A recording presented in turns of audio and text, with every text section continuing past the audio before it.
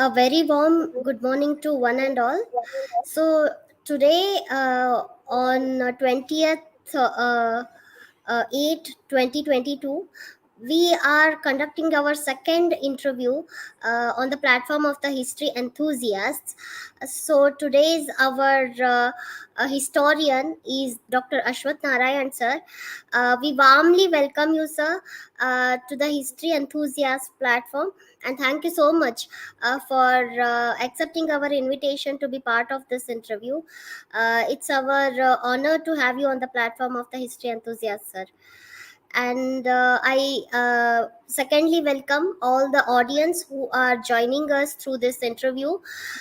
Please actively participate through this session. And I also welcome the co-host of this session, co-founder of the history enthusiast, Ms. Manali Momaya. Thank you so much. Now I request Ms. Manali Momaya to introduce our today's uh, uh, resource person and historian, Dr. Ashwath Narayan sir. Thank you very much, Nidhi. It is an honor and a pleasure, in fact, to introduce Dr. Ashwath Narayan sir. Sir completed his MA, MPhil, and PhD from Bangalore University, Bengaluru. He has a vast teaching experience of 33 years, and he joined as a lecturer in the Bangalore University in 1986. Thereafter, he became a reader in 1999 and a professor in 2007. Sir's research experience includes he worked as a junior research fellow of ICHR from November 1985 to 1986 July, uh, and he has his major interests of research include modern history, major aspects of culture, society, social protest movements, and political history of Karnataka, literature and history, particularly Kannada literature. Sir has guided 6 PhD research scholars, and 7 PhDs are ongoing under his guidance. He has published various scholarly research articles in many journals of national and international repute.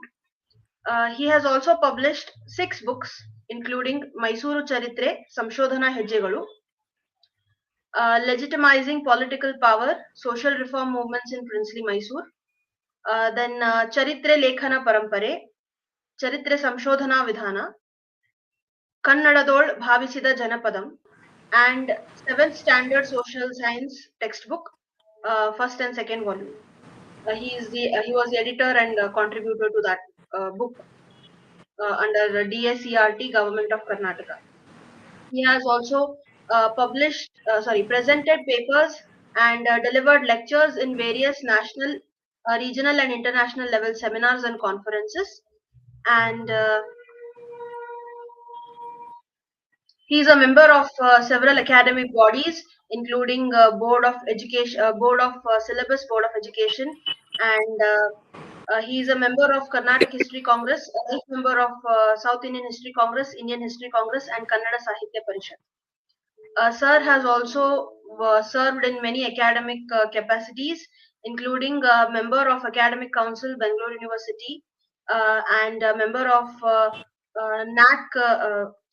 visiting team of National Council for Teacher Education, that is NCTE, a member of Local Inspection Committee for Vijayanagara Sri Krishnadevaraya University, Ballari, and Director of Bangalore University Employees Credit Cooperative Society, Bangalore. Sir, it was an honor to introduce you, and it will be a pleasure to know more about you through this interview. Thank you. Thank you. Yes, Nidhi, I think we can begin the interview. You can ask the first question.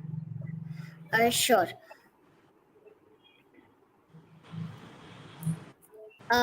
Sir, actually, thank you so much for being part of it. So, sir, we want to know what is history according to you, and which style of historiography is more appropriate to rewrite the Indian history, and which historian is role model for you. So we want to know about it, sir. Okay, okay. It's a very huge question. What is history in the generic sense is also a question of a commoner. It is also a very serious kind of a question for people who are deeply involved in historical research. In a certain sense, the definition of history, it is getting uh, renewed. It's getting a new definitions, depending upon the factors that have been contributing for changing this society. So in that sense, the meaning of history per se is not a static one. It is quite a dynamic issue, and it's been growing. Having said that, we need to understand certain underlying basic principles of history. Now, in a very generic sense, history is nothing but the empirical presentation of the past. So that's a very, very generic understanding of the history. But where past stops, does it include even the present? Or does it include even the future? These are the other important and serious questions. Because, why I got this kind of a question? Because um, when I was going through a certain poem, For Quartet, written by T.S. Eliot, one of the celebrated poets of English literature, he makes a very interesting statement, on the sense of history. It's not directly aimed at defining history, but as a part of the poem, he tries to define the essence of history, which I often quote at various platforms. What he says is, I quote him: "Time present and time past are perhaps present in time future, and time future contained in the time past." It's a very interesting statement. I repeat that, saying again: time present and time past are perhaps present in time future, and time future contained in the time past. What is important and significant for us to know here is that how past, present, and future are interlinked, and they exist in the present. Many times, in the classroom context, I used to tell our students in the classroom that ಇವತ್ತು ಅನ್ನುವಂಥದ್ದು ಎಲ್ಲ ನೆನ್ನೆಗಳ ಮೊತ್ತ ಅಂತ ಹೇಳಿ. So today is the sum of all yesterdays ಅಂತ ಹೇಳಿ, ಹೀಗೆ ಯಾವುದೋ ಸಂದರ್ಭಗಳಲ್ಲಿ ಹೇಳಿದಾಗ ನಾನು ಹೇಳಿದ್ದು ನನಗೆ ನೆನಪಿರ್ತಿರಲಿಲ್ಲ. ಇನ್ಯಾವುದೋ ಸಂದರ್ಭದಲ್ಲಿ ಕೆಲವು ವಿದ್ಯಾರ್ಥಿಗಳು ವಾಪಸ್ ಬಂದಾಗ, ಸರ್ ನೀವು ಆವತ್ತು ಈ ಕ್ಲಾಸಲ್ಲಿ ಈ ಮಾತನ್ನು ಹೇಳಿದ್ರಲ್ಲ, ನಮಗೆ ಬಹಳ ಇಷ್ಟ ಆದಂಥ ನನ್ನ ಸೆಂಟೆನ್ಸ್ ಇವತ್ತಿಗೂ ಕೂಡ ಎಲ್ಲೋ ಒಂದು ಮನಸ್ಸಿನ ಮೂಲೆ ಒಳಗಡೆ ಅದು ಹಾಂಟ್ ಮಾಡ್ತಿರ್ತದೆ ನನಗೆ ಅಂತ ಅನ್ನುವಂಥ ಈ ಥರದ ಪ್ರತಿಕ್ರಿಯೆಗಳನ್ನು ಅಥವಾ ಪ್ರಶಂಸೆಗಳನ್ನು ಕೂಡ ನಾನು ಕೇಳಿಸ್ಕೊಂಡಿದ್ದೀನಿ. So here the point is that past is not merely a past is also present, and present is also future, because we, whatever the factors that have contributed for making the past are very much part of the present also, and they would remain the factors to the future also. So in that sense, the past, present, and future somewhere are linked. That this is one way of looking at history. The other way of looking at history is from the historiographical perspective. So what is historiographical perspective? How do we understand history? And what is history ultimately in the historiographical sense? Now we need to understand all that has happened in the past is not history. What has been recorded to have happened in the past is history.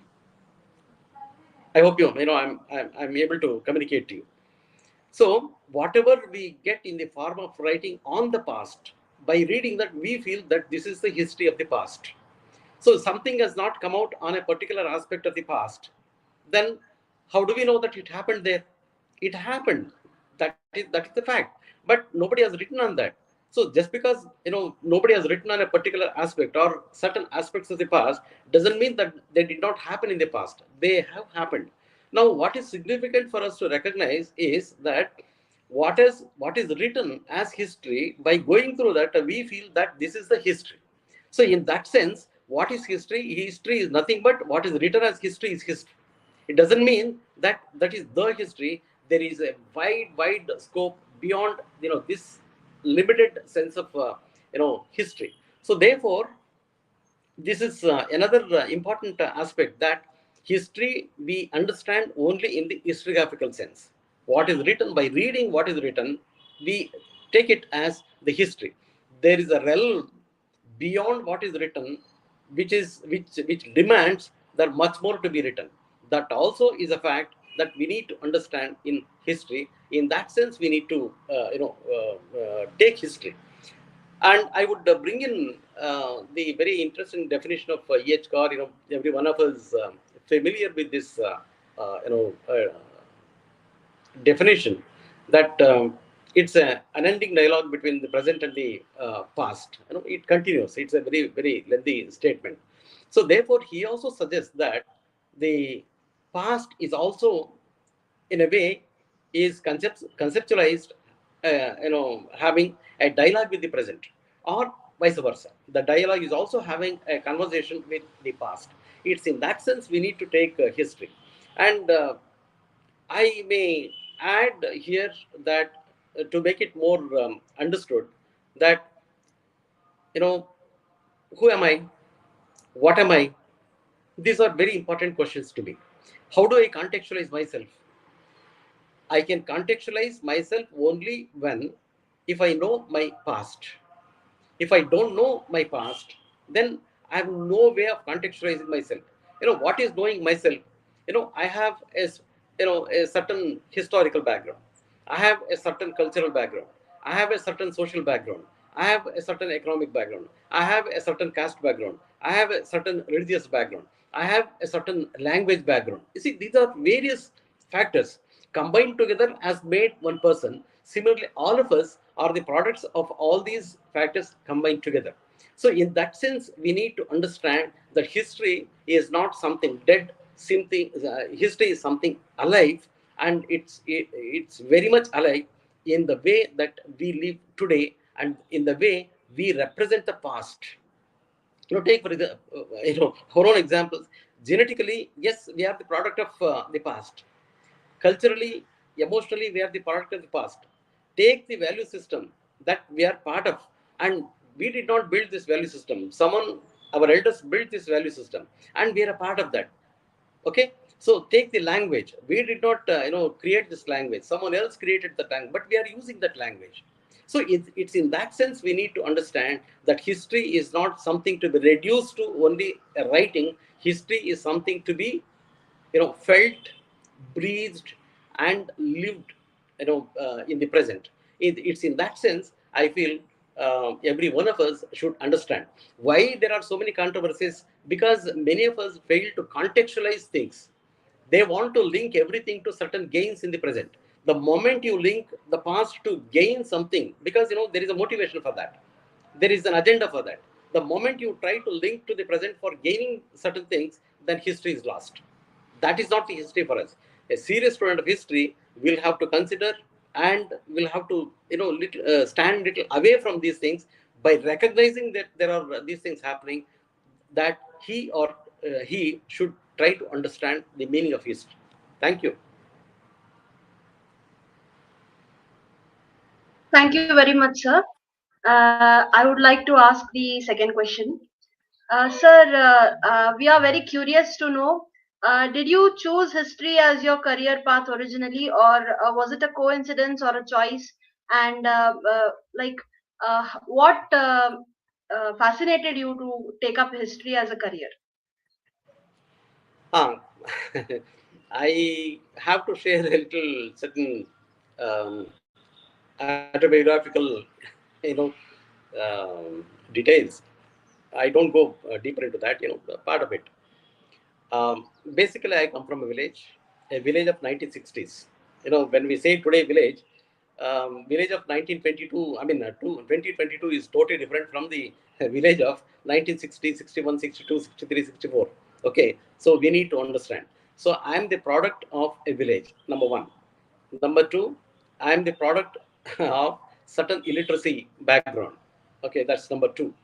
And you know, when I completed my SSLC, I had fairly scored good marks in SSLC.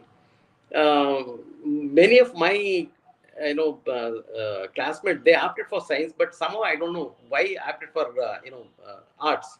So I opted for arts. I took arts. Then what happened when I joined the undergraduate course? I had a passion to learn English, both as language and also literature. I didn't have any background of English as such. Because even the smallest words, we were not able to, hear them, because it was totally different kind of a village in 1960s. Except police station, gate baglu. These are the very small expressions that we would be. I mean, we were familiar with. Otherwise, so I somehow, I don't know how I got that element, that I felt that I should learn English. So what happened in BA? I opted for English literature. Well, English was one of my optional subjects. So that helped me a lot to understand a lot more into social sciences. Because that background, in a way, made me that these divisions, of decoding a society. Ultimately, what we are doing in history, we are trying to decode a certain past. We are trying to decode a certain present. We are trying to decode a certain human existence. So similarly, even literature is doing the same thing. So essentially, whether it's literature or history or any other subject for that matter, it is an attempt to decode a certain aspects of human society. So that element I was able to understand when I opted for English literature. Added to that, I must remember one of my friends, one Mr. Raghunath, who later moved out to Bombay, and he was teaching Kannada there. And I was a BA student, but he was a postgraduate student in Kannada department, having chosen Western literature.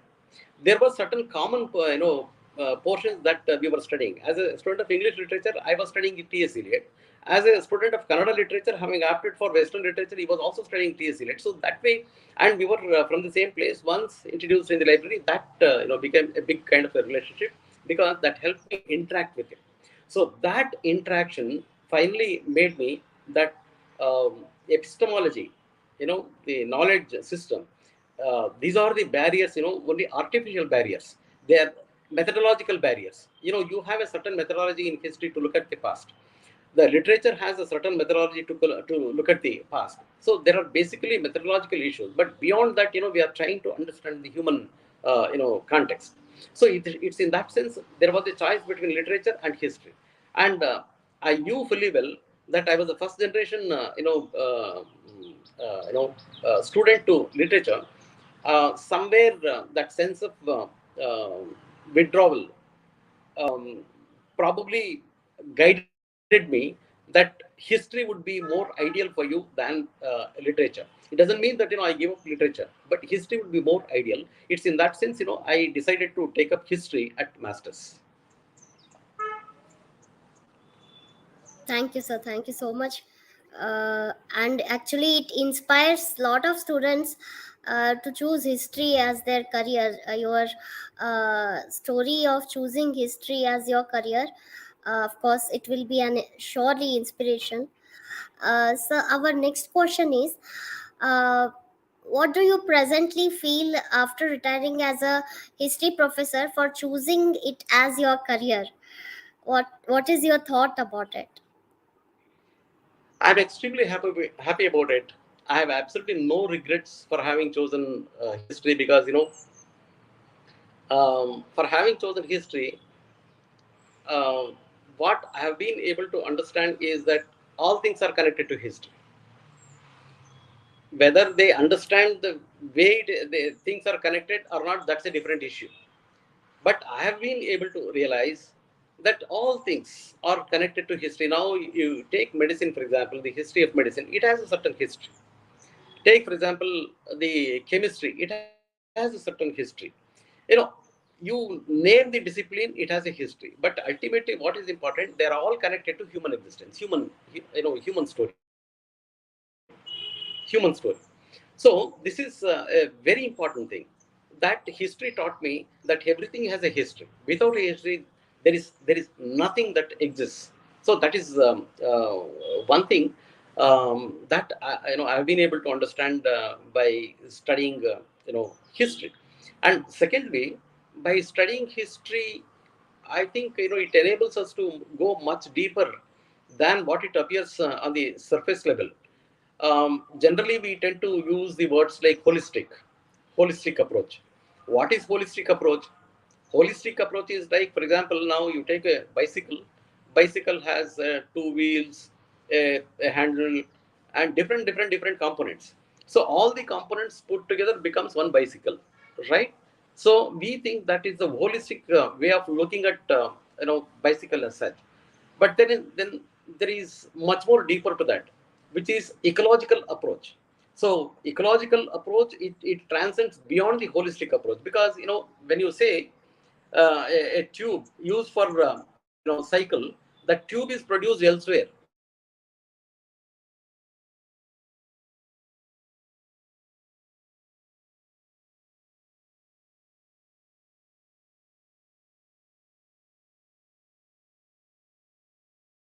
holistic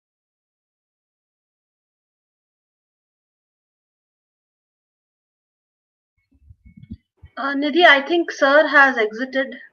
Maybe there is some problem. Please Yes. call him. Okay, I'll inform him. Yes.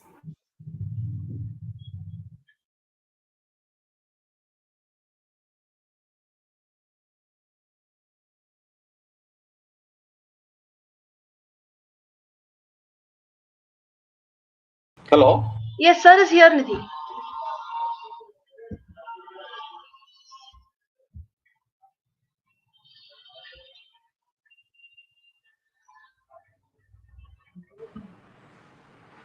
Hello. Hello. Yeah. Am I audible? Yes, sir, Yes, you're sir. audible. Yes, sir. Oh, sorry. I don't know what's happening there. But, I was talking of this, holistic approach and ecological approach. Now, holistic approach, yes, having understood a certain, object with all components fixed there. But ecological approach, it goes beyond that. Now, the metal that's been used to cycle is the product somewhere drawn from certain part of the nature. A tube that is used for bicycle is produced somewhere in the part of the nature. So we need to go beyond the holistic approach and try to understand the ecological background to the entire thing. So these are the things which I have been able to understand.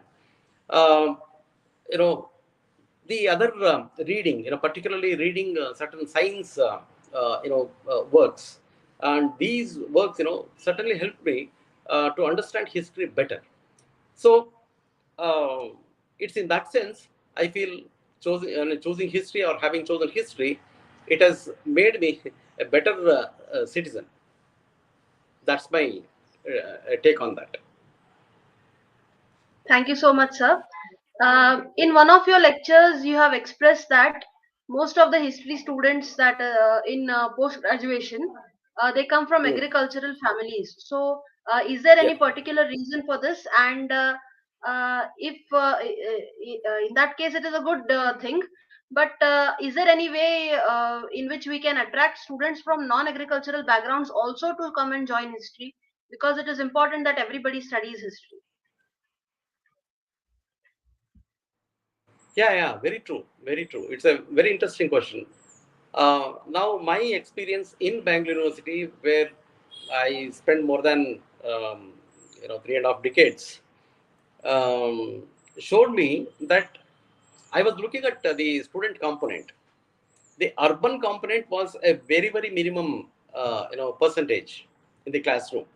Predominantly it was the rural component, and that too from the marginalized families. This is the observation that I made. Because I was involved in the admission process, and I was interacting with the students, and looking at their background, I could understand this. And the question is why there is a trend which shows that the urban students are not opting for you know history in particular and social sciences in general. This is also another thing, because my friends from other faculty, they also have the same opinion. Whenever we picked up a discussion on this issue, they also have the same opinion. Now the question is why. So for me, it is a relationship between the state and its approach towards knowledge. State means any government for any society or given, any given time, it has a certain approach to epistemology also. Now, what is increasingly happening in our contemporary situation is that education is directly linked to getting the jobs. So now the state itself, whether I choose to become, become a graduate only to fetch certain employment or not, that's a different issue. Basically, what is the approach of the state? State means the government. So now the governments are bringing in more number of courses where they are trying to produce the products which are useful in the today's market economy. So when we are looking only for the jobs, then the question whether studying history would fetch me jobs, whether that gives me ample opportunities to be in the employment, that is the question. But there is also another question: are we studying the history the way it is meant to be studied? Or are we studying history in a very mechanical way, without really going into the deeper levels of the historical understanding? Now, that is also another important question. Merely because we are MA graduate or a post, a doctorate in history, doesn't qualify us to become a historian or a serious student of history. That's my honest opinion. Because you may have a degree, but are you qualified to represent the history the way it is meant to be represented? Having understood the deep inadequacy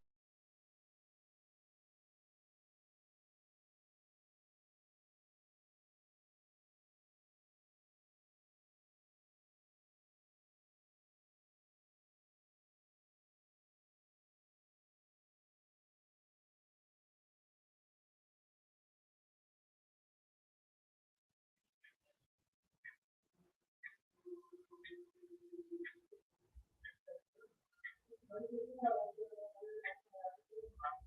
Nidhi, I think Yes, Monali. sir is stuck. Okay, I'll just text. I think Am sir I audible? rejoined. Yes, Am I sir. audible? Yes, sir. Yes, sir. I'll can I go ahead? Sure, sir.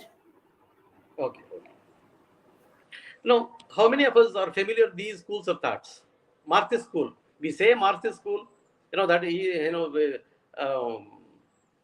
only we mention certain names, but have we really gone deep into the texts by the Marxists?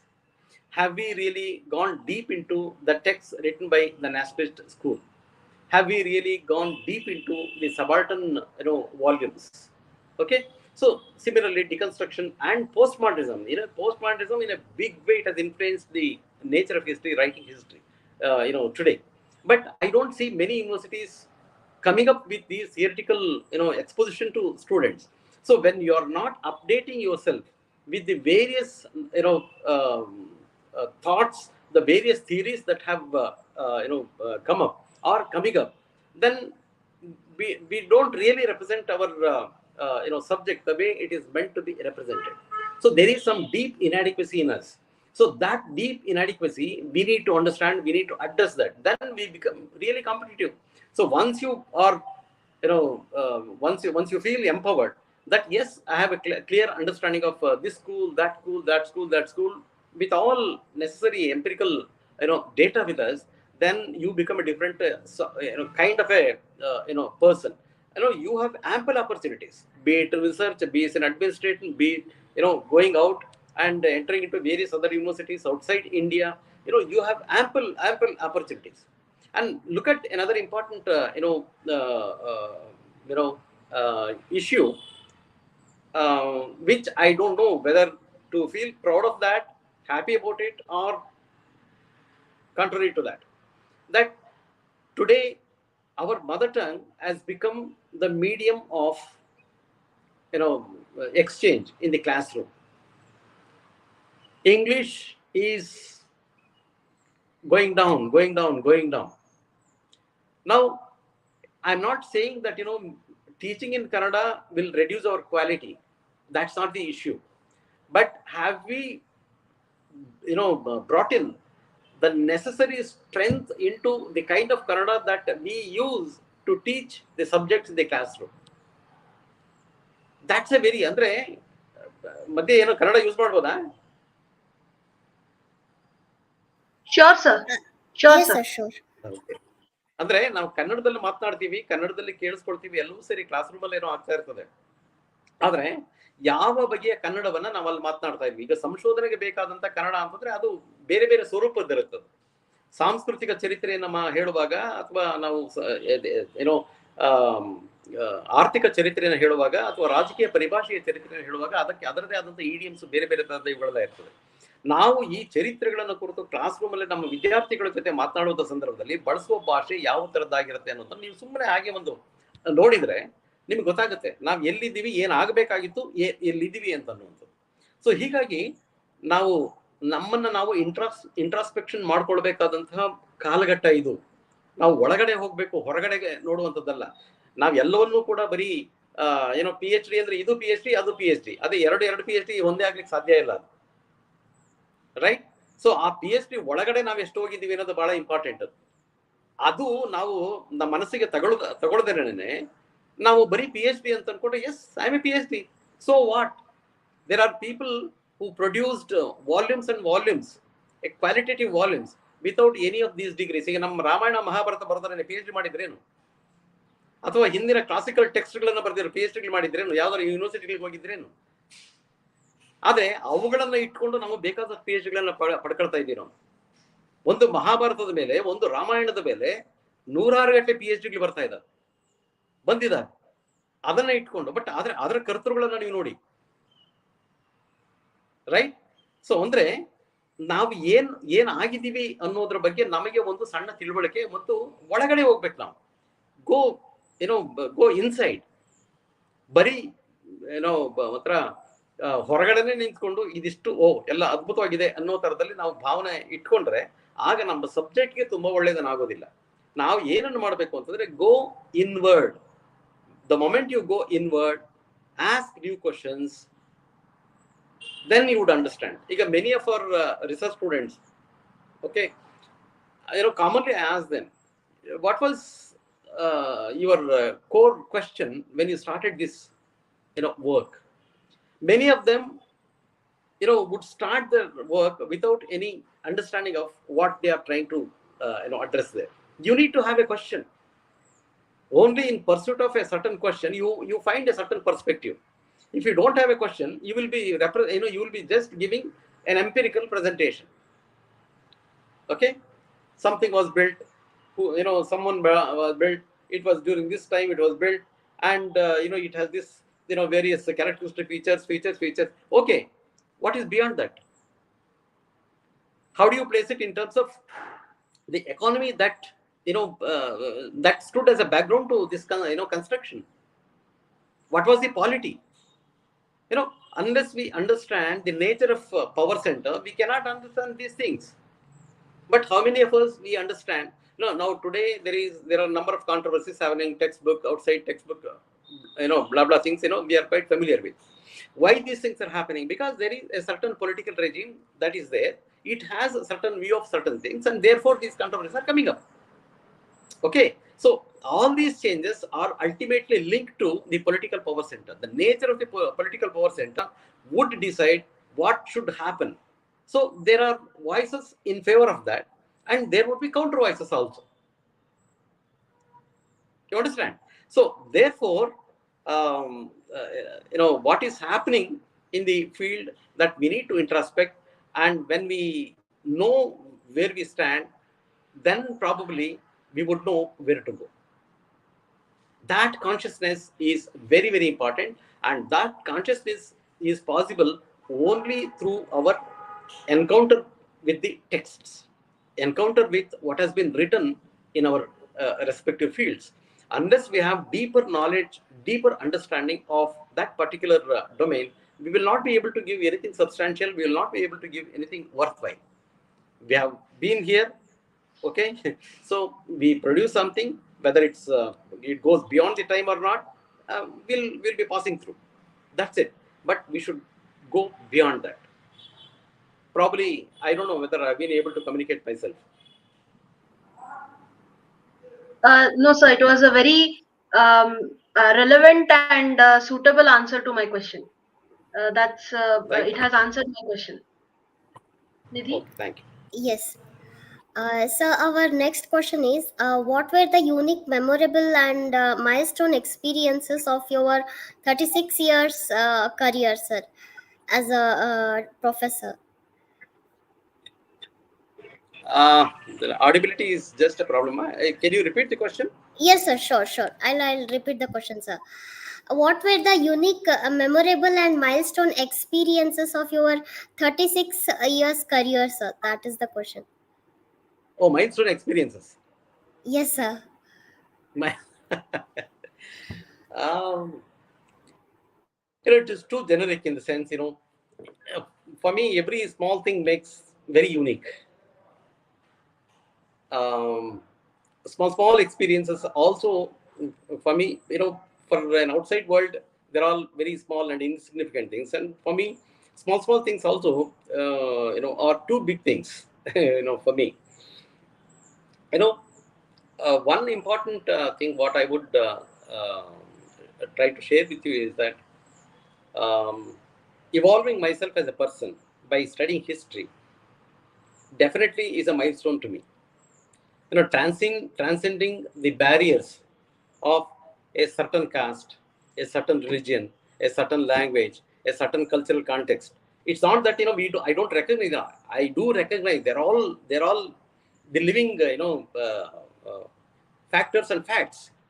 But have we been able to transcend beyond that, to understand something outside that realm?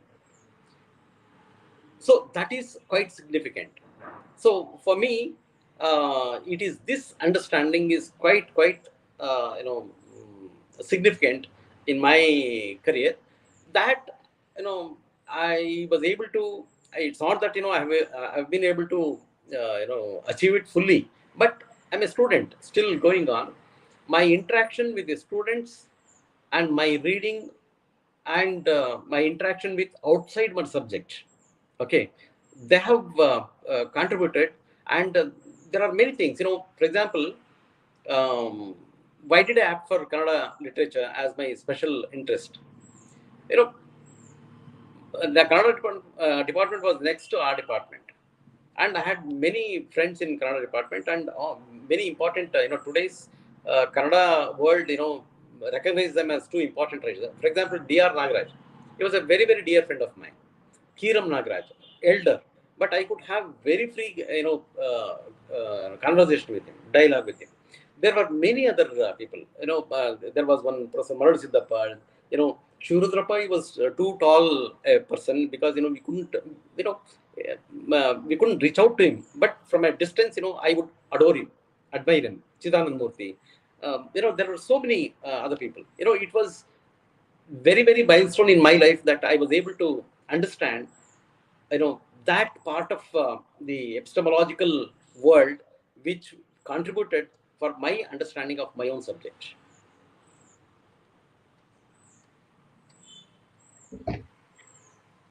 Thank you Yeah. very much, sir. Yes, sir. Our next question is, as you are interested in Kannada literature, how did the Navodaya Sahitya of Kannada impact the historical rewriting and the studies of Karnataka and India, particularly as you have worked on Kuvempu? What was the impact of the historical novels of Kuvempu on the rewriting of Indian history or the history of Karnataka?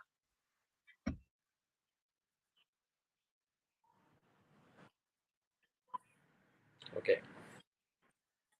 Okay. Yes.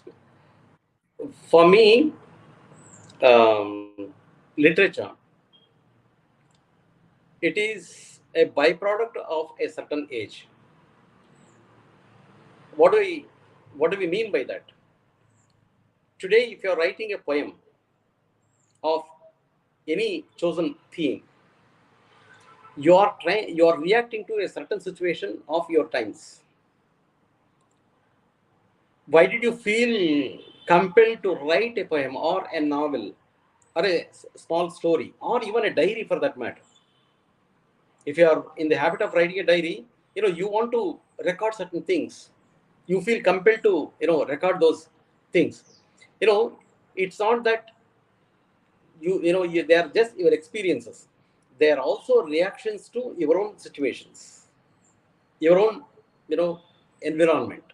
So therefore, Kannada literature, in that sense, it is the reaction to certain, periods, certain times. Now, Navodaya, in that sense, is the one of the biggest movements in Kannada context. In the Kannada context, what is Navodaya? It can't be synonymized to Renaissance. That happened in Europe. Renaissance, it had to fight against many odds, and particularly the feudal structure of the European society, and it picked up a new theme called humanism. Humanism was one of the core elements of this Renaissance movement, and subsequently scientific revolution and many other things that happened. But here in Navodaya, the core principle was to contextualize human being on certain broad principles. You look at these Navodaya writers. Starting from B.M. Sri. B.M. Sri was the one who gave a call to write a new kind of literature, and then you see the host of writers, be it Kuvempu or Shivaram Karant or Masti Venkateshayangar. The host of them. You have a huge list of the names there. What were they trying to address? They were trying to address certain social issues. You know, if you take Kuvempu, if you read the novels, Kuvempu appears to me as a social historian, a critic of social history of Karnataka. Now, in 1994, around, I wrote an article which was published in Shudra earlier. There was one, very important literary magazine, Shudra, which brought out a special, issue on Kuvempu. When he passed away, he brought out a special issue. I wrote an article for that based on Malagalali Madhumagal. Now, his both the novels, they were the novels of 1930s, but it was published in 1967. Malagalali Madhumagalu. It addresses certain socio-cultural issues of Malnad area of the 19th century. If you read that novel, Vivekananda comes in there as a character, and the mysteries comes in there in the various forms as the characters. The feudal lords like Heggades, they would come in the form of characters, and that Alu, he comes in Gutti. His name is Gutti. Nai Gutti. He was called as Nai Gutti because that dog is always associated with that particular character. So he would come in a character there. There were a number of other kinds of characters, even small Muslim characters, everything. If you read the novel, except for the form, that's why, which I said earlier, the methodological issue, except for the form, you would feel that you are reading a piece of history, a piece of socio-cultural history on certain part of Karnataka. So essentially, Kuvempu is trying to address certain basic issues, issues related to gender, issues related to caste, issues related to feudalism, and issues related to conversion, issues also related to revivalism. Vivekananda, the way he believed Vedanta and his Vedantic philosophy, the way he tried to revive, all these aspects are to be found in Kuvempu's Malagalana Madhubagalu. So it's in that sense, he is a social historian, only in the form that he is a literature. Bhagwan S. Gidwani, who wrote the Sword of Tipu Sultan, in the introduction, he shares an experience that when he was in UK, he just went to um, India Office Library. He had some time. He went to India Office Library. When he was coming out, it was raining, and he requested some French person to share umbrella to a certain distance, and blah blah things happened. It's a story I don't want to go. He makes a very interesting statement after having collected the huge material on Tipu Sultan, that he has the material now. The question was, what should he write? Should he write a poem on that? Should he write a novel on that? Should he write a story on that? Should he make a movie on that? There were various options that he was thinking, and also including the history textbook. Then he decided not to write the history textbook. He makes a very interesting statement there, that history, it gives the past in the form of ashes, in the form of ash or ashes. But whereas literature, it gives the past in the form of fire itself. That's the difference that he tries to sorry, bring in between literature and history. So here Navodaya, in that sense, it brought in all the various very important aspects which happened in European society, which were happening Bengali society, which were happening other Indian societies, into Kannada literature. And Kannada literature was totally revitalized. Totally revitalized. Why did he write Ramayana Darshanam? He was trying to understand Ramayana from the his own perspective, from his own, from the perspective of his own contemporary times. Why did he write Jalagara? There are so many things. Why did he write these two novels? So if you read Kuvempu in total, you would understand that Kuvempu was trying to rebuild, or trying to give a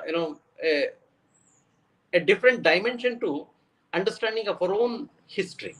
So that he was trying to do in the literary form, in the creative form.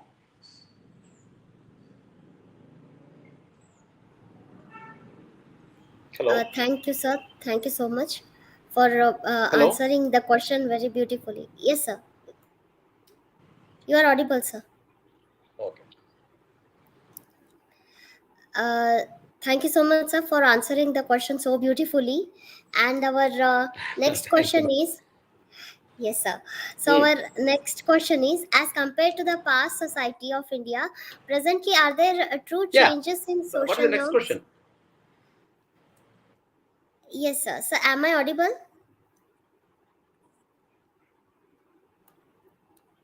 Manali, am I audible?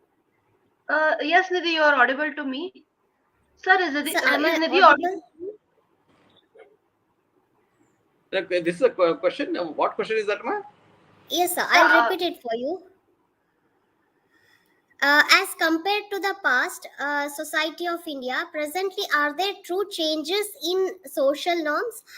There is also very less research going on about the regional socio economic and religious history of India and Karnataka.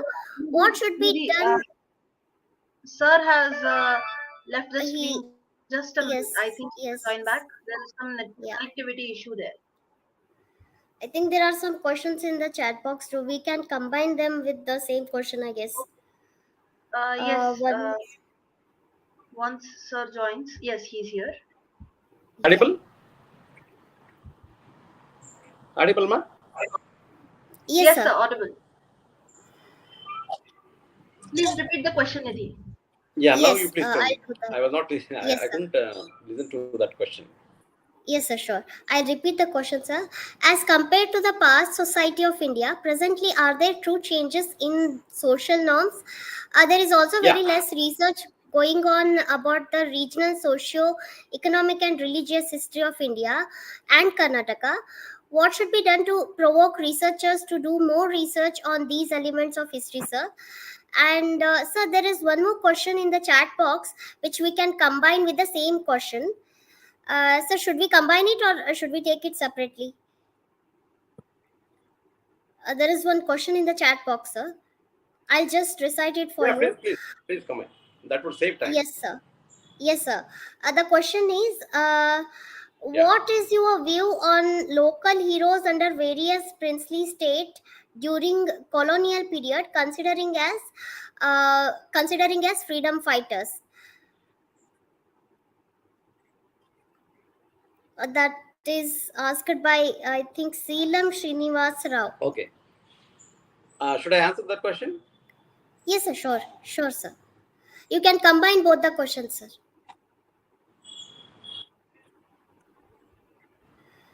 Sir, should I Okay. repeat the first See, question again? you know, it all depends on how you define freedom fighting.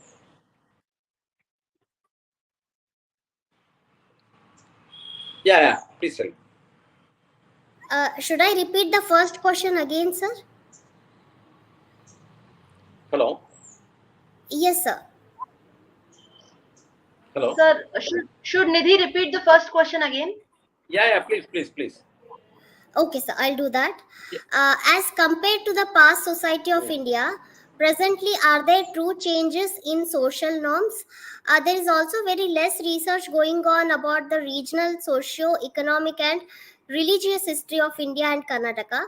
What should be done to provoke researchers to do more research on these elements Okay. of history? Okay.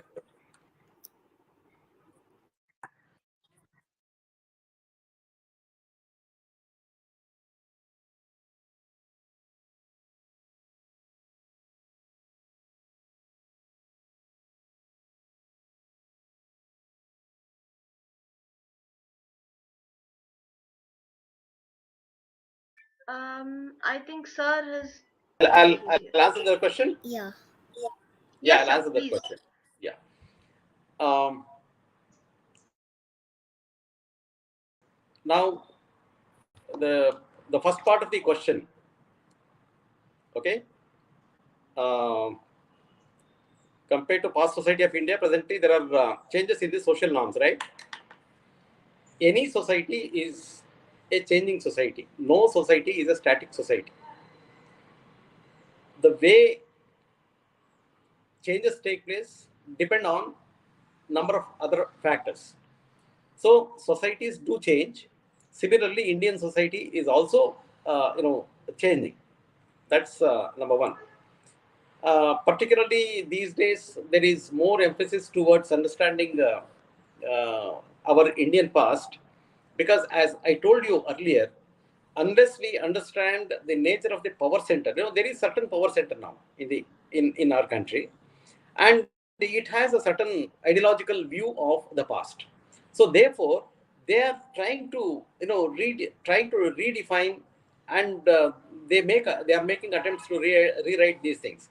But one thing, as students of history, what we need to remember, that no political regime will remain forever. Again, if there is a change in the political regime, depending upon the ideological affiliations or ideological conceptualization of that particular party, again there would be attempts to rewrite history. So rewriting history is a continuous process. It does not stop anywhere. Okay. So in rewriting, there are issues. If we take up that for a special discussion, I think for hours together we can discuss that. Now, the third aspect what you have asked is region. Research that's happening in the regional history. Not much is happening. Perhaps that is your reflection. For me, it needs to be little modified. Research is happening at the regional levels.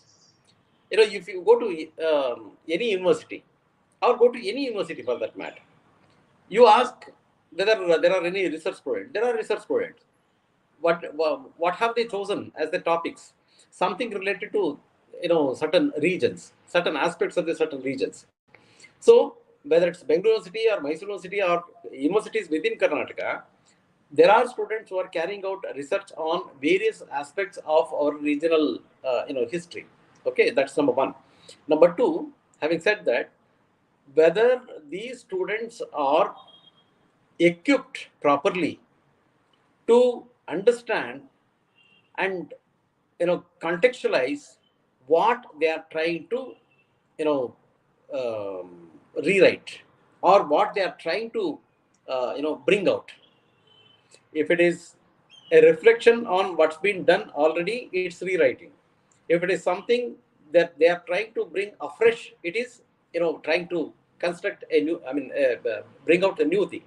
So the question, basic question is, not many students, my limited understanding, because I have valued number of PhD thesis that I received from other universities, and still also I'm receiving thesis from other universities.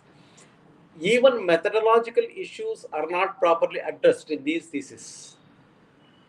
It is in that state of affairs. So therefore, regional history research is happening, but it is not happening, based on sound principles of research. What is the sound principles of research? Number one, thing is that whatever the aspect that we have chosen for research, we need to be familiar with the literature that has appeared on that particular topic. Unless we understand that, we will not be able to give a new orientation to what we are writing. That's number one. And number two, equally important in research, is that the problematization of the theme that you have chosen for research. This is almost missing in our research. Unless you problematize, unless you problematize, okay, you can't bring in research. What is this problematization?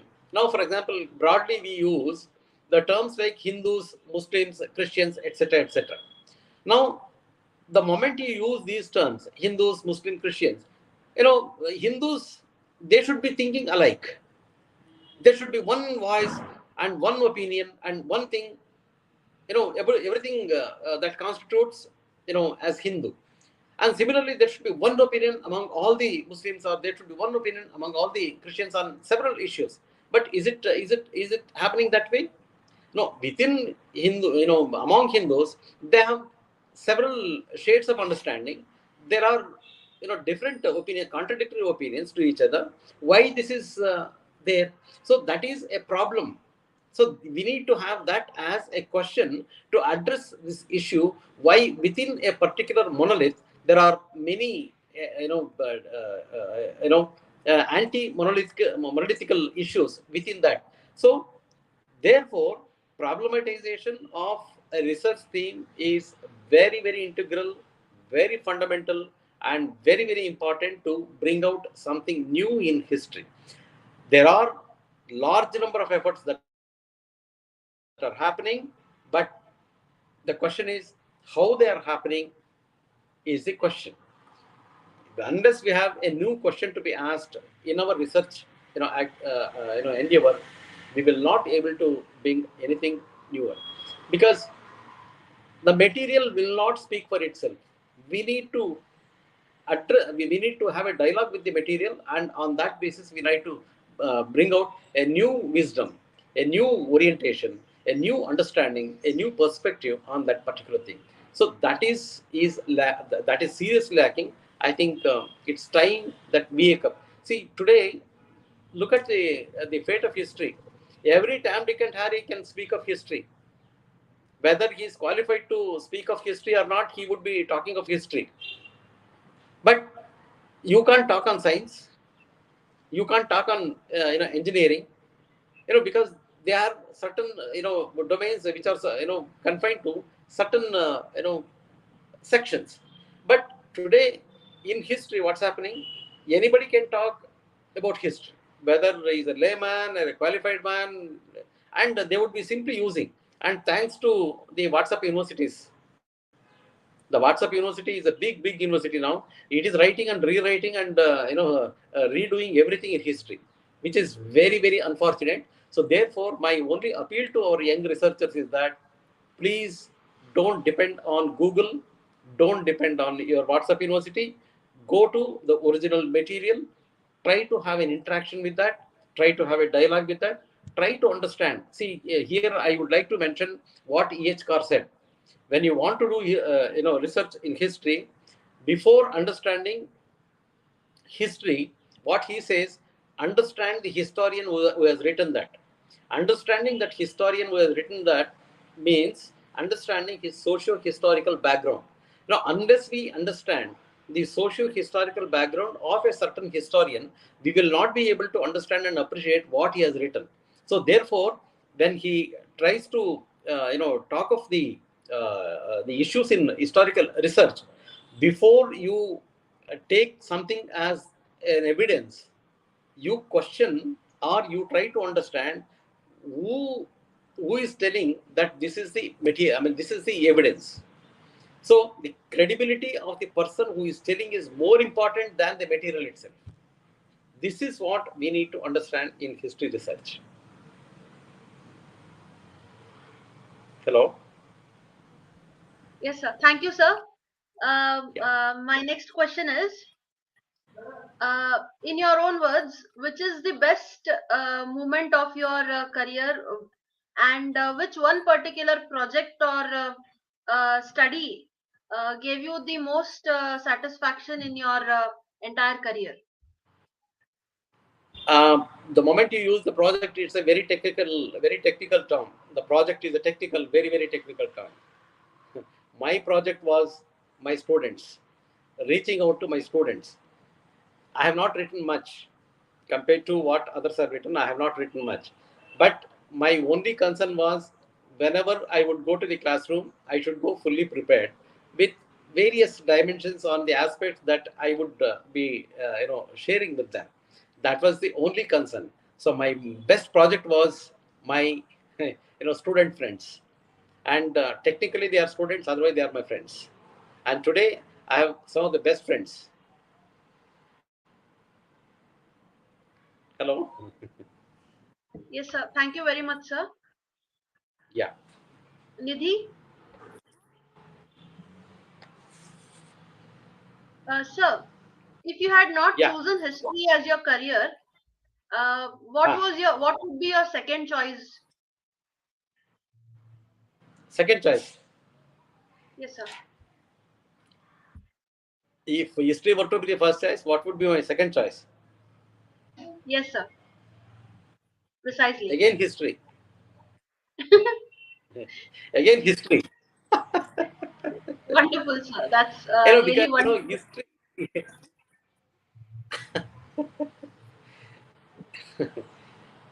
Because history for me, it's not just empiricism. It's philosophy.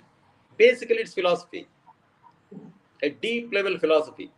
It depends on how deep we are. Very true, sir. In fact, someone, I don't remember the name, but some historian has defined history as a philosophy with examples. So, very true, sir. Collingwood Uh, probably. Yeah. yes, yes, yes. Yes, sir. Um, so, what historical period, personality, or event has inspired you the most? Yeah. I mean, historical personality.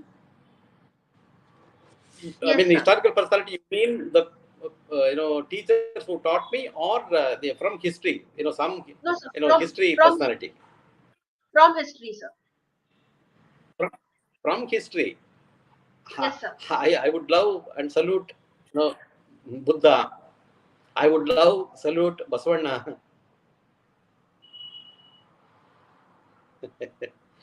you know Yes, sir. they stood for human being at the core of everything. Exactly, sir. And having said that, I have one more thing to add over there. Now, entire history is understood only from the man's perspective and human centric point of view. We are not counting that it's a huge ecosystem. Man is only one species. Man is just one species, and man, he has dominated the entire earth. He has dominated, you know disregarding the other fellow eco species. Let us not imagine that this earth is only meant for human beings. It's as much the the dwelling domain of the other species as of human beings. So history means we have confined to only to human history. No, that history should go beyond understanding human history and should include the history of other species also. Other species also. We have developed our own idiom and we are sapiens. For some, we are called sapiens. Sapiens. But that's become too much now. Rivers are destroyed, okay? Forests are destroyed, ecosystem is destroyed, all for only one species called human being. It will have a huge cost to pay in future. May not be in the near future, 100 years or 200 years. 500 years, 1000 years. Definitely, we will be paying human beings will pay a huge cost for that. History is a very funny thing. It's like when you are a child of 10 years. Okay, you have way of looking at things. Now, as a student of history, your previous 10 years understanding is one part of it. You add one more zero there, then it becomes, for you it's a big challenge understanding the history of 100 years. You add one more zero there, it becomes 1000 years. So then it's a huge challenge to understand the history of 1000 years. So playing with the zeros in history, everyone should learn that art. You keep adding the zeros, look at the challenges that it poses to you. Absolutely, sir. And as you said, uh, if not in the near future, but definitely human beings will have to pay a price for what we have done to the ecosystem. But Absolutely. beyond that, the price for our mistakes will have to be paid by other species also that Ah, live on, which is not correct. acceptable. Correct. There is a statement in science, a wonderful statement. The strength of the chain lies in its weak link. Let us not become that weak link. Chain gets broken only at the weak link. So Absolutely, sir. the generations for me, each generation is a link. Another generation, another. This is a link, growing link. It's a chain. As Allama said, ಆದಿಯಲ್ಲಿ ಆದಿಯೂ ಇಲ್ಲ, ಅಂತ್ಯದಲ್ಲಿ ಅಂತ್ಯವೂ ಇಲ್ಲ. At the beginning there was no beginning, and at the end there is no end. We do not know how. There are theories. ನಮಗೆ ಎಲ್ಲಿ ಹೋಗ್ತೀವಿ ಅಂತ ಗೊತ್ತಿಲ್ಲ ನಮಗೆ. ಇಲ್ಲಿಂದ ಒಂದು 10 ಲಕ್ಷ ವರ್ಷದಲ್ಲಿ ಎಲ್ಲಿರ್ತೀವಿ ಏನು ಯಾರಿಗೆ ಗೊತ್ತು? We don't know anything. Yes, sir. So we are here. Let's try to become a good link. Yes, sir. Definitely, sir. So we have, I think, a couple more questions. Nidhi has exited the stream due to some technical issues, but I'll continue with the question. We have only 2 or 3 more questions. So, Yeah. since we have discussed about the historical figures that inspired you most, I now want to ask you, which teacher of history is the most memorable for you, who has inspired you the most? My teacher, my Professor Chandrasekhar, who guided me for my MPhil and also PhD degrees, who taught me history and sense of history in Department of History, Bangalore University. He is my mentor in that sense. As far as my understanding of history is concerned. Of course, teacher alone cannot do anything. Teacher can show you, look, go this way, but you need to go and find out what is there in that way. So they can only suggest us. And I remember to have lived best of my days when I was a postgraduate student in the Department of History. It would always get converted into a class of interaction. That part of my postgraduate career I cherish. So Professor S. Chandra, probably you're aware that he is one of the very important historians in Karnataka. Yes, sir. And as you said, definitely, sir. When we learn history interactively, when that kind of interaction happens in the classroom, that is the most memorable part of our student life. We can all agree with that. Nidhi? Yes, I agree with you, Manali.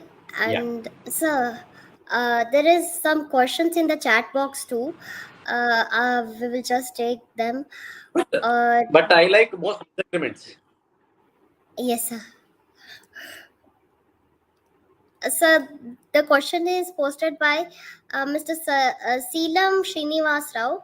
What is your view on rewrite of total Indian history? That is his first question. And he has also posted one more question, that is, what is your view on local heroes under various princely state during colonial period, Sorry. What considering. is? Repeat the question. Yes, sir, sure. uh, Ha. he writes that what is your view on local heroes under various princely state during colonial period, That's a considering very as interesting freedom question. fighters? That's a very interesting question. Uh, who made them local heroes?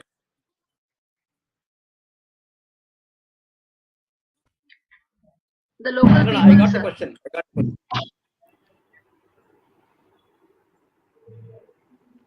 Your question. I know someone's question is basically on the local heroes, right? Yes, sir. Local heroes. So I have put Yes, the sir. question on your screen also. Yeah. Please. What is your view on local heroes and various princely estates ruling considering as freedom fighter? Yeah. It's a very interesting question. Now, designating these fighters as the local freedom fighters is a basic issue. Now, there is a bigger dimension to the whole thing. Why do we consider Rajaram Mohan Rai as the social reformer? We have been taught in the classroom that Rajaram Mohan Rai is the social reformer, the inaugurator of social reforms in the modern period, in the colonial period. Similarly, we have a number of names, which mostly from the northern states. The larger point, what I'm trying to make you here is that the prescription in the textbooks, when the textbooks were made, the northern part of the historical heroes, or I would put it in simple words, that in the textbooks prepared during the earlier regime, you would find most of these people from the North India. Now, if you take a study of Rajaram Mohan Rai, that's an example I'm giving. Take a study of Rajaram Mohan Rai and his relevance in Karnataka as a social reformer. It's very difficult for you to reach out to him as an influence, because days were not like this. Days were totally different. Media was not this powerful. Media was totally, the mobility of the media was too slow, exceptionally slow. I tell you, when I wrote an article on Brahma Samaj in the princely state, I found out a very interesting thing, that it took 50 long years to reach, Mysore, to have its institutional form. It was started in 1828, right? Almost 1872 and later, it could have its entry into this place. That too as a very insignificant force. But still, in our textbooks, we study Rajaram Mohan Rai as the social reformer. On the contrary, I'll give you an example. Basaveshwara, 12th century Basaveshwara. He was a great icon of the 12th century who started a human rights movement. It was essentially a human rights movement. We never called that movement in that sense, but it was essentially because the human element was at the center of the concern. Okay, so it was a human rights movement, but you never find a mention to Basaveshwara there. What is the lesson here? Local heroes, who is calling them as local heroes is much more important. Everyone in that sense is a local hero, except a few personalities like Gandhi, Subhash Chandra Bose, except certain important personalities, everyone is a local hero. That way, he could be a local and he could be national also. But where you bring in them, if you are able to bring in this local hero in the national level textbooks, he becomes a national hero. You understand? See, ultimately, assigning someone's role in the local context or in the regional context or the national context depends on historiographically how you treat that person. So that is one important aspect. ಇಲ್ಲೇನು ಅಂತಂದ್ರೆ, ನಮಗೆ ಅನೇಕ ಸಂದರ್ಭಗಳಲ್ಲಿ ನಮಗೆ local ಅಂತ ಯಾವ್ದು ಕಾಣ್ತಾ ಇರ್ತದೆ, ಅದು ಬೇರೆ ಬೇರೆ ಸಂದರ್ಭಗಳಲ್ಲಿ ಲೋಕಲ್ ಆಗಿ ಇರುತ್ತದೆ. ಆದ್ರೆ ಟೆಕ್ಸ್ಟ್ ಬುಕ್ಗಳಲ್ಲಿ ಅವ್ರು ಬಂದ ತಕ್ಷಣ ಅವರು ನ್ಯಾಷನಲ್ ಆಗಿಬಿಡ್ತಾರೆ. ಇವ್ರು ಹೋಗದೇ ಇರೋ ಕಾರಣಕ್ಕೋಸ್ಕರ ಲೋಕಲ್ ಆಗಿ ಉಳ್ಕೊಳ್ತಿರ್ತಾರೆ. ಇದೊಂದು ದೊಡ್ಡ ಸಮಸ್ಯೆ ಇದೆ ನಮ್ಮ ಹಿಸ್ಟೋಗ್ರಾಫಿಕಲಿ, ಬಹಳ ದೊಡ್ಡ ಸಮಸ್ಯೆ, ಇವತ್ತಿಗೂ ದೊಡ್ಡ ಸಮಸ್ಯೆ ಇದೆ. ನೀವು CBSE ಮತ್ತು NCERT ಟೆಕ್ಸ್ಟ್ ಬುಕ್ಗಳು ಇವುಗಳನ್ನ ಇಟ್ಕೊಂಡು ನೀವು ಬಹಳ ಕ್ಲೋಸ್ ಆಗಿ ಅಧ್ಯಯನ ಮಾಡ್ಲಿಕ್ಕೆ ಶುರು ಮಾಡಿದಾಗ ನಿಮಗೆ ಇವು ಗೊತ್ತಾಗ್ತಾ ಹೋಗುತ್ತೆ. ಒಬ್ಬ ಬಸವೇಶ್ವರನ ಹೆಸರೇ ಬರೋದಿಲ್ಲ ಸೋಷಿಯಲ್ ರಿಫಾರ್ಮರ್ ಅನ್ನೋ ಇದರಲ್ಲಿ. ಆದ್ರೆ ಇವರು, ನಾನು ಅದನ್ನ ಬರಬಾರದು ಅಂತ ಹೇಳ್ತಿಲ್ಲ, ರಾಜಾರಾಮ್ ಮೋಹನ್ ರಾಯ್ ಬಗ್ಗೆ ಬಹಳ ಡೀಪ್ ರಿಗಾರ್ಡ್ಸ್, ಗೌರವ ಎಲ್ಲ ಇಟ್ಕೊಂಡೆ ಈ ಮಾತನ್ನ ಹೇಳ್ತಿದ್ದೀನಿ. ಅಂದ್ರೆ ಹಿಸ್ಟ್ರಿಯ ಟೆಕ್ಸ್ಟ್ಗಳಲ್ಲಿ ಹಿಸ್ಟಾರಿಯನ್ಸ್ ಮಾಡ್ತಾ ಇರುವಂತಹ ತಮಗೆ ಗೊತ್ತಿಲ್ಲದ ರೀತಿಯಲ್ಲಿ ಅಂತ ನಾನು ಅನ್ಕೊಳ್ಳೋಣ, ಒಂದು ಬಗೆಯ ಅಸಮಾನತೆಯು ಕೂಡ ಈ ತರದಕ್ಕೆ ಕಾರಣ. ಸೊ ಈ ಲೋಕಲ್ ಹೀರೋಸ್ ಅಂತ ಇರ್ತಾರಲ್ಲ, ಅವರನ್ನ ಯಾರೂ ಕೂಡ ಲೋಕಲ್ ಅಲ್ಲ. ಯಾಕೆಂದ್ರೆ ಏನೇ ಆಗ್ತಾ ಇರುವಂತದ್ದು ಒಂದು ಇನ್ನೊಂದು ಕಾಂಟೆಕ್ಸ್ಟ್ ಲಿಂಕ್ ಆಗಿರುತ್ತದೆ. ನಾವು ಸಂಗೊಳ್ಳಿ ರಾಯಣ್ಣ ಫಾರ್ ಎಕ್ಸಾಂಪಲ್, ನೀವು ಲೋಕಲ್ ಹೀರೋ ಅಂತ ಅನ್ಕೊಳ್ಳೋದಕ್ಕೆ ಒಂದು ಸಣ್ಣ ಉದಾಹರಣೆ ತಗೊಳ್ಳೋಣ. ನಾವು ಸಂಗೊಳ್ಳಿ ರಾಯಣ್ಣ ಹೌದು, ಬೆಳಗಾಮಿನ, ಕಿತ್ತೂರು ಇತ್ಯಾದಿ ಇದಕ್ಕೆ ಬಹಳ ಲೋಕಲ್ ಆಗಿ ಇದಾಗ್ತದೆ. ಬಟ್ ಅವರು ಹೋರಾಡ್ತಾ ಇದ್ದಿದ್ದು ಯಾರ ಬಗ್ಗೆ, ಯಾರ ವಿರುದ್ಧವಾಗಿ ಹೋರಾಡ್ತಾ ಇದ್ದು? ಬ್ರಿಟಿಷರ ವಿರುದ್ಧವಾಗಿ, ಬ್ರಿಟಿಷರ ಪಾಲಿಸೀಸ್ನ ವಿರುದ್ಧವಾಗಿ. ಅವರ ವ್ಯಾಪ್ತಿ, ಹೋರಾಟದ ವ್ಯಾಪ್ತಿ ಅದಿದ್ರು ಕೂಡ ಅವ್ರು ಹೋರಾಟ ಮಾಡ್ತಾ ಇದ್ದ ವಿರುದ್ಧವಾದಂತ ಶಕ್ತಿ ಯಾವುದು ಅಂತಂದ್ರೆ ಬ್ರಿಟಿಷರ ವಿರುದ್ಧವಾಗಿ. ನೀವು ಸಂಗೊಳ್ಳಿ ರಾಯಣ್ಣನನ್ನ ಇಲ್ಲಿ ರೀಜನಲ್ ಹೀರೋ ಅಂತಲೂ ಕೂಡ ಹೇಳ್ಬೋದು, ಅಲ್ಲ ನೀವು ಅವನ ನ್ಯಾಷನಲ್ ಹೀರೋ ಅಂತಲೂ ಕೂಡ ಹೇಳ್ಬೋದು. ಯಾಕೆಂತಂದ್ರೆ ಆತ ಬ್ರಿಟಿಷ್ ವಿರುದ್ಧವಾಗಿ ಹೋರಾಟ ಮಾಡಿದ. ಚೆನ್ನಮ್ಮ ಆ ರೀತಿಯೆಲ್ಲ ಮಾಡಿದ್ದು. ಹಾಗೆ ಬೇಕಾದಷ್ಟು ಆ ಥರದ ನೂರಾರು ಕ್ಯಾರೆಕ್ಟರ್ಸ್ ಅನ್ನ ಹೇಳಬಹುದು ನಾವು. ಅಂದ್ರೆ ನಮ್ಮ ದೃಷ್ಟಿಕೋನದಲ್ಲಿ ನಾವು ಲೋಕಲ್ ಅಂತ ಅನ್ಕೊಳ್ತೀವಿ, ಆದ್ರೆ ಅವರನ್ನ ನ್ಯಾಷನಲ್ ಲೆವೆಲ್ಗೆ ತಗೊಂಡೋಗ್ಬೇಕು ಅಂತಂದ್ರೆ ಅದು ಕೂಡ ಇನ್ನೊಂದು ರಾಜಕಾರಣದಲ್ಲಿ ಇದೆ ಅದು. ಬಟ್ ಇವರನ್ನ ನ್ಯಾಷನಲ್ ಲೆವೆಲ್ಗೂ ತಗೊಂಡು ನೋಡುವ ಸಾಧ್ಯತೆ ಇದೆ. ಯಾಕಂದ್ರೆ ಏನೋ ಒಂದು ಕಾಂಟೆಕ್ಸ್ಟ್ ಅಲ್ಲಿ ಅಲ್ಲಿಯೂ ಬೆಂಗಾಲದಲ್ಲಿ ಅದೇ ಆಗ್ತಾ ಇರ್ತದೆ, ಕರ್ನಾಟಕದಲ್ಲಿ ಅದೇ ಆಗ್ತಾ ಇರ್ತದೆ, ತಮಿಳುನಾಡಲ್ಲಿ ಅದೇ ಆಗ್ತಾ ಇರ್ತದೆ, ಬೇರೆ ಬೇರೆ ಕಡೆ ಆಗ್ತಾ ಇರ್ತದೆ. ಆದ್ರೆ ಅದು ಕಾಮನ್ ಆಗಿ ಅವರೆಲ್ಲರಿಗೂ ಕೂಡ ಒಂದು ಕಾಮನ್ ಫ್ಯಾಕ್ಟರ್ ಇದೆ. ಆ ಕಾಮನ್ ಫ್ಯಾಕ್ಟರ್ ಅಂದ್ರೆ ಬ್ರಿಟಿಷ್ ಇರ್ತಾರೆ, ಎಲ್ಲೊಬ್ಬ ಪೋರ್ಚುಗೀಸ್ ಇರ್ತಾರೆ, ಇನ್ನೊಬ್ರು ಏನೋ ಇದಿರ್ತಾರೆ. ಒಂದು ಕಾಮನ್ ಫ್ಯಾಕ್ಟರ್ ಆಗಿದೆ ಸೆಂಟ್ರಾಲಿಟಿಯಲ್ಲಿ. ಸೊ ಆದ್ರಿಂದ ಇವರೆಲ್ಲರೂ ಅವರ ವಿರುದ್ಧವಾಗಿ ಹೋರಾಟ ಮಾಡ್ತಾ ಇರೋದ್ರಿಂದ ನೀವು ಹೋರಾಟವನ್ನು ಅವರ ಭೌಗೋಳಿಕವಾಗಿ ಯಾವುದೋ ಒಂದು ಸೀಮಿತ ವ್ಯಾಪ್ತಿಗೆ ಸೇರಿದ್ರು ಕೂಡ ಅವರು ತಾತ್ವಿಕವಾಗಿ ಹೋರಾಟ ಮಾಡ್ತಾ ಇರುವಂತ ಯಾವುದೋ ಒಂದು ದೊಡ್ಡ ಶಕ್ತಿ. ಆದ್ರಿಂದ ನೀವು ಅವರನ್ನು ಲೋಕಲ್ ಆಗಿ ಅಂತ ಕರಿಬೇಕಾ ಅಥವಾ ನ್ಯಾಷನಲ್ ಅಂತ ಕರಿಬೇಕಂತ ನಾವೇ ತೀರ್ಮಾನ ಮಾಡ್ಬೇಕಾದ್ರೆ. ಈಗ ನ್ಯಾಷನಲ್ ಹೀರೋ ಅಂತ ಏನ್ ನಮ್ಮಲ್ಲಿ ಪ್ಯಾರಾಮೀಟರ್ ಏನಿದೆ, ಅವರ ಇನ್ಫ್ಲೂಯೆನ್ಸ್ ನ್ಯಾಷನಲ್ ಲೆವೆಲ್ ಆಗಿರಬೇಕು ಅಂತನ್ನುವಂಥದ್ದು. That is a parameter. ಈಗ ನಾವು ಓದ್ತಾ ಇರುವಂತ ಎಷ್ಟು ಕ್ಯಾರೆಕ್ಟರ್ಸ್ ಆ ತರದ, ಈಗ Birsa Munda for example, I hats off to Birsa Munda. ಆದ್ರೆ ಬಿರ್ಸಾ ಮುಂಡಾ ಅವರ ಕಾಲಕ್ಕೆ ಅವರು ಒಂದು ಲೋಕಲ್ ಇದರಲ್ಲಿ ಇದ್ದಂಥವ್ರು. ಅಥವಾ ಒಬ್ಬ ಸಿದ್ಮುಂದಿ, ಕಣ್ಮುಂದಿ, ಕೋಲಾ, ನೀವು ರೆಬಿಲಿಯನ್, ಸಂತಾಲ ರೆಬಿಲಿಯನ್ ಬಂದಾಗ ನೀವು ಅಲ್ಲಿ ಲೋಕಲ್ ಆಗಿದ್ದಂಥವ್ರು. ಆದ್ರೆ ಇವತ್ತು ಅವರು ನ್ಯಾಷನಲ್ ಹೀರೋಸ್ ಅನ್ನೋ ರೀತಿಯಲ್ಲಿ ಟ್ರೈಬಲ್ ಹಿಸ್ಟ್ರಿ ಬಂದಾಗ they become national heroes, right? So ನೀವು ಅವರನ್ನ ಹೇಗೆ ಪ್ರೊಜೆಕ್ಟ್ ಮಾಡ್ತೀರಿ ಅನ್ನೋದು ವೆರಿ ವೆರಿ ಇಂಪಾರ್ಟೆಂಟ್. ಅಲ್ಲೇ ನಮಗೆ ಹಿಸ್ಟ್ರಿ ಸ್ಟೂಡೆಂಟ್ಸ್ಗೆ ದೊಡ್ಡ ಚಾಲೆಂಜ್ ಇರುವಂಥದ್ದು. Thank you, sir. So we are coming to the last question of this interview. Hello. Hello, sir. Am I audible to you? Yeah. Sir, we are coming to the last question of this interview. ಇನ್ನು bore ಆಗಿಲ್ವಾ ನಿಮಗೆ? Yeah, No, you are audible, but ಇನ್ನು bore ಆಗಿಲ್ವಾ ನಿಮಗೆ ಅಂತ? ಇಲ್ಲ sir, we are really enjoying your talks. Your answers are really interesting and ಅಲ್ಲ ನಿಮಗೆ ಇನ್ನು ಬೋರ್ ಆಗಿಲ್ವಲ್ಲ ಅಂತ ಕೇಳ್ತಾ ಇದ್ದೀನಿ ನಾನು. No sir.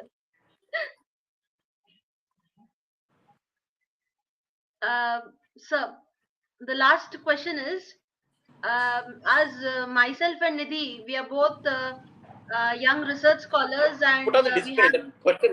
Please put on the display. Yes sir. Okay sir. No, please put on the display. Okay sir.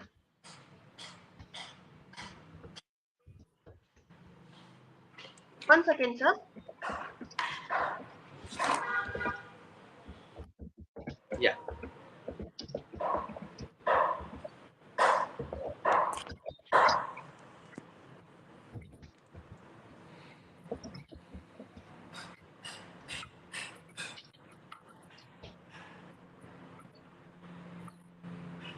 it is on the display.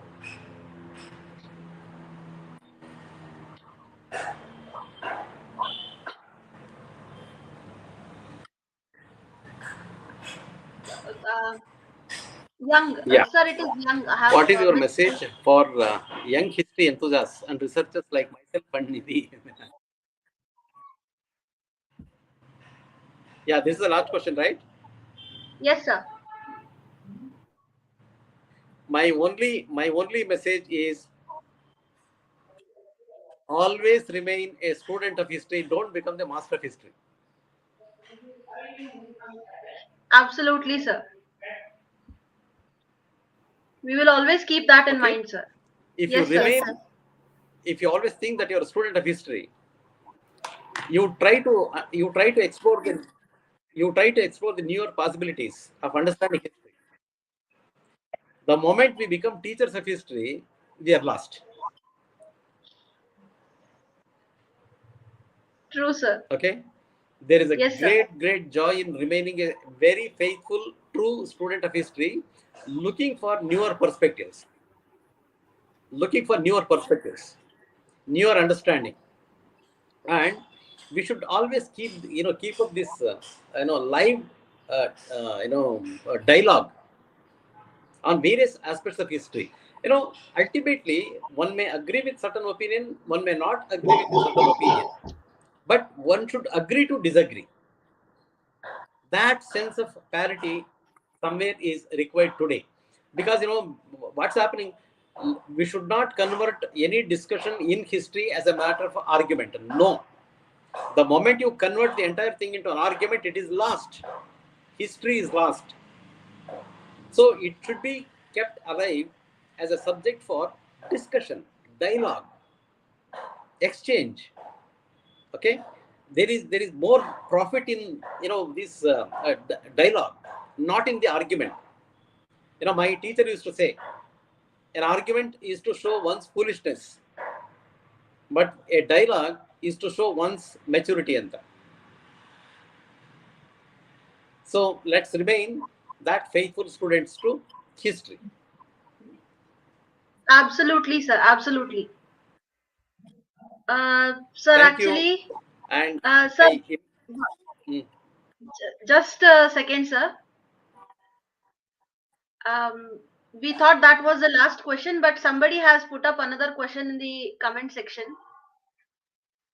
If you, sir, with your permission, if we have another 2 minutes, we can take this up.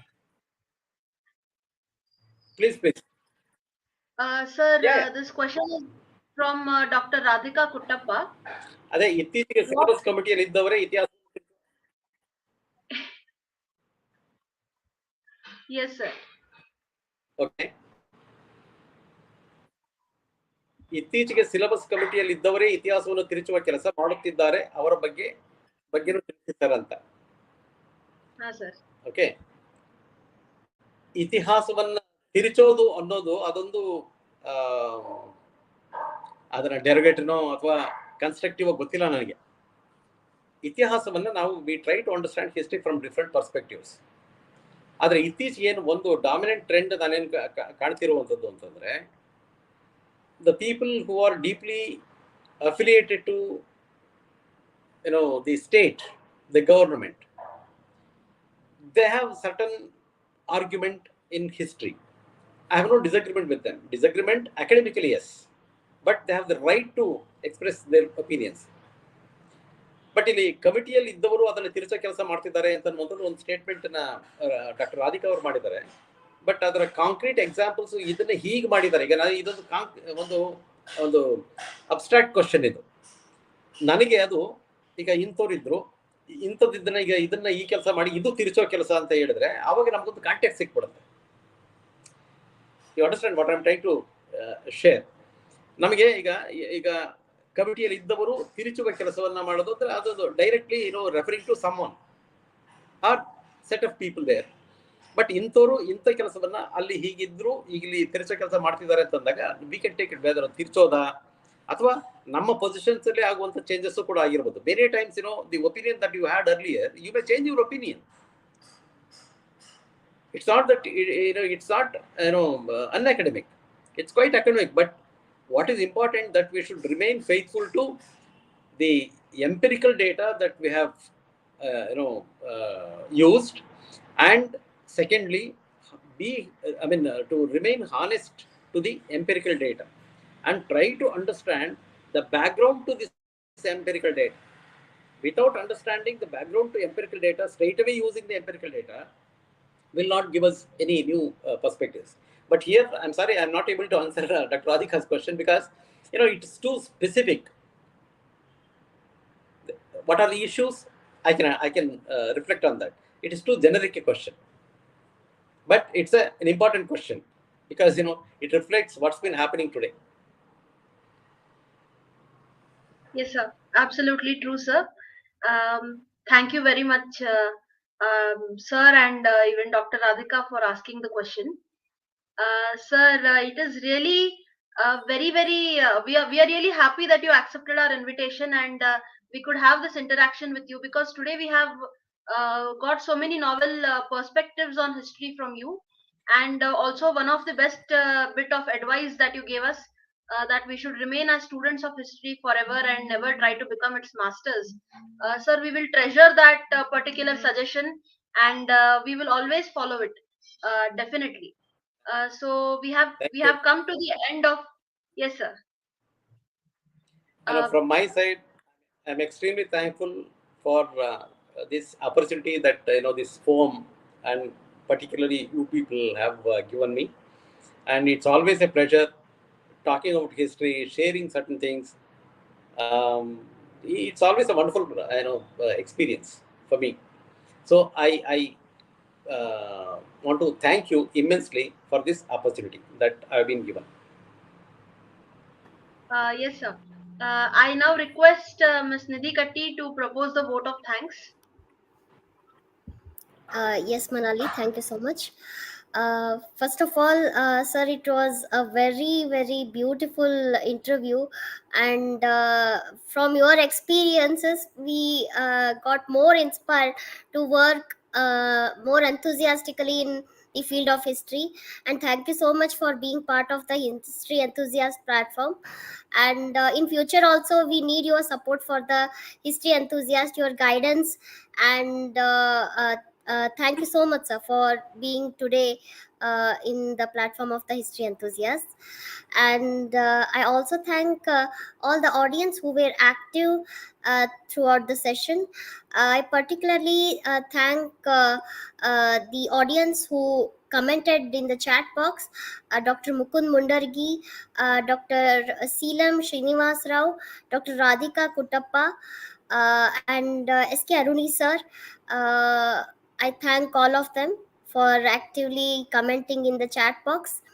I also thank co-host, co-founder of the History Enthusiast, Ms. Manali Momaya, for being a very good host and great supporter for the organization too.